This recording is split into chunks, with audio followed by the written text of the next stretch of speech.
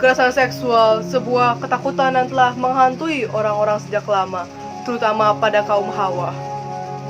Tanpa ada rasa aman dan kebebasan dalam diri mereka bertahan, mereka bungkam. Dan apakah kalian pernah berpikir bahwa kekerasan seksual dapat terjadi pada siapa saja, tidak hanya kaum Hawa? Ya, kekerasan seksual dapat terjadi tanpa memandang status, usia, dan gender. Predator dosa berkeliaran dengan bebasnya tanpa tahu konsekuensinya apa yang mereka lakukan. Di sini saya Jasmine Ausuti Latifah dari Prodi Pendidikan Sosiologi 2020 Universitas Pendidikan Indonesia kelas 2B dengan NIM 2004920. Di sini saya akan memaparkan semuanya. Control your own news, not our thoughts. Kekerasan seksual, ya, sangatlah mengerikan. Namun, apakah kalian tahu bahwa kekerasan seksual tidaklah sama dengan pelecehan seksual? Lantas, apakah pembedanya? Kekerasan seksual merupakan segala macam bentuk dari perbuatan atau tindakan mencela, menghina, menyerang terkait dengan seksualitas untuk menguasai, memanipulasi orang lain secara paksa atau tidak dikehendaki. Sedangkan pelecehan seksual merupakan bentuk dari kekerasan seksual tersebut.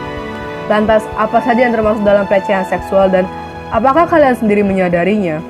Contoh simpelnya seperti bersenandung memanggil lawan di jalan raya yang biasa dikenal dengan catcalling, bercanda, mengungkapkan gurauan-gurauan bernada porno, dan hal-hal kecil lainnya yang dianggap sepele sebenarnya memiliki impact yang sangat besar kepada kejiwaan si korban. Kebanyakan orang masih menganggap bahwa pelecehan atau kekerasan seksual hanyalah tindakan-tindakan fisik ke bagian intim seperti pemerkosaan, eksploitasi seks, pemaksaan, dan yang lainnya. Padahal, kekerasan seksual tetaplah kekerasan seksual. Yang perlu kita ketahui, terdapat dua aspek penting dalam kekerasan seksual. Yang pertama yaitu aspek pemaksaan dan aspek tidak adanya persetujuan dari si korban. Yang kedua adalah korban tidak atau belum mampu memberikan persetujuan. Motif dari kekerasan seksual itu bervariatif. Namun, masihkah ada seorang insan berakal sehat harus sampai kehilangan kontrol atas dirinya, sampai-sampai menyerang orang lain? Pada dasarnya, kekerasan seksual merupakan perbuatan yang tidak pernah diinginkan oleh siapapun, terutama pada kasus pelecehan seksual tersebut terjadi 100% murni karena niat si pelaku. Tidak ada korban yang mengundang untuk dilecehkan.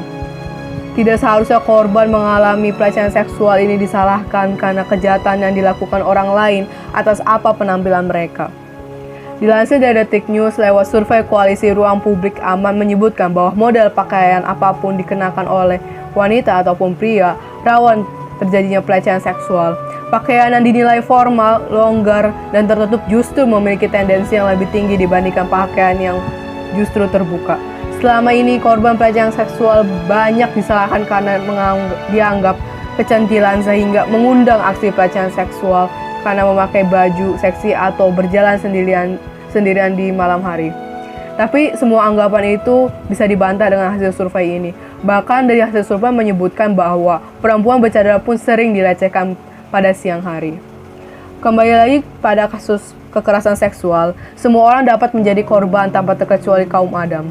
Stigma sebagian besar masyarakat terkait kasus kekerasan masih keliru.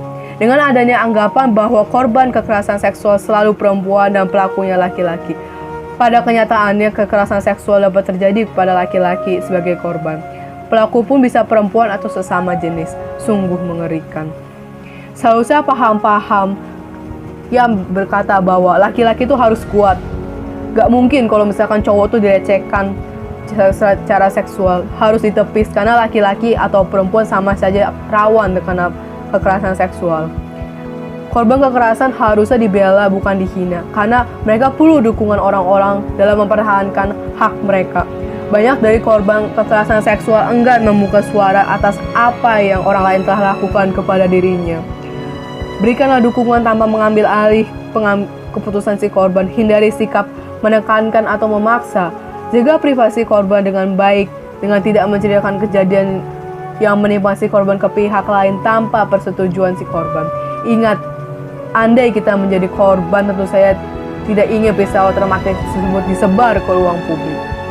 Dorong korban untuk mencari dukungan dan bantuan Bila memungkinkan, dampingilah korban untuk mencari dukungan ke individu atau lembaga layanan yang bisa membantu korban.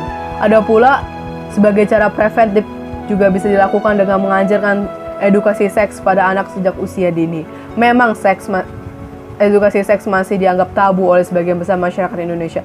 Namun sebagai orang tua dan keluarga dan orang-orang terdekat seharusnya bisa mengajarkan bela diri dan melindungi orang-orang yang dicintai, termasuk anak-anak mereka. Kekerasan seksual rawan terjadi pada setiap orang, tidak peduli muda atau lansia, wanita atau laki-laki. Kekerasan seksual merupakan perbuatan yang keji dan tidak dapat diwajarkan. Stop rape culture, karena kekerasan seksual merupakan suatu kejahatan yang tidak dapat diampuni.